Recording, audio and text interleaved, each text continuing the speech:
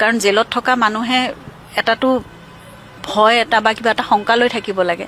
ইমান নিৰ্লিপ্ত হৈ ইমান মানে সাধাৰণভাৱে কেনেকৈ থাকে? এদিনটো অমৃতপ্ৰভাক হাঁহি থকা দেখিছোঁ।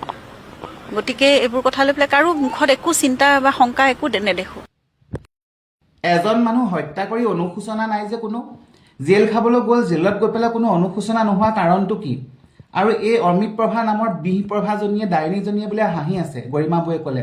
ডাইনীয়ে ইমান হাঁহি থাকিব পাৰিছে কিয়? এজনী মহিলা হৈ তাই জুবিন দাক হত্যা কৰি তৰপাই ভিডিঅ' বনালে, ৰাতিটো মদ খোৱালে, ইমানখিনি অত্যাচাৰ কৰি হত্যা কৰিলে, আৰু তাই এতিয়া জেলত গৈ পেলাই হাঁহি আছে। ইয়াৰ কাৰণ কি? কাৰ মৰমৰ হাত আছে ইহঁতৰ ওপৰত? কোনোবাই কৈছে নেকি যে তহঁতৰ একো নহয়, তহঁতক বচাই দিম? সন্দেহ হৈছে এতিয়া।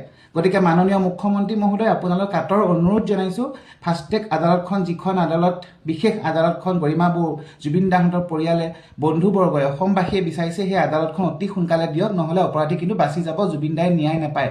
আৰু জুবিন দাই যদি ন্যায় নাপায়, তেনেহ'লে ন্যায় নামৰ শব্দটোৰ কোনো অৰ্থ নাথাকিব অসমত।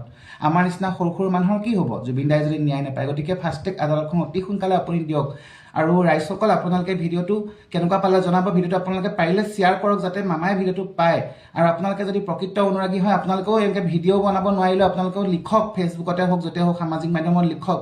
মুঠতে সকলোৱে এতিয়া ঘৰত বহি শুই থাকিলে নহ'ব, সকলো লাগিব। জুবিন দাই যদি ন্যায় নাপায়, তেনেহ'লে আমাৰ নিচিনা সাধাৰণ মানুহৰ কি হ'ব? পাৰিলে ভিডিঅ'টো শ্বেয়াৰ কৰিব।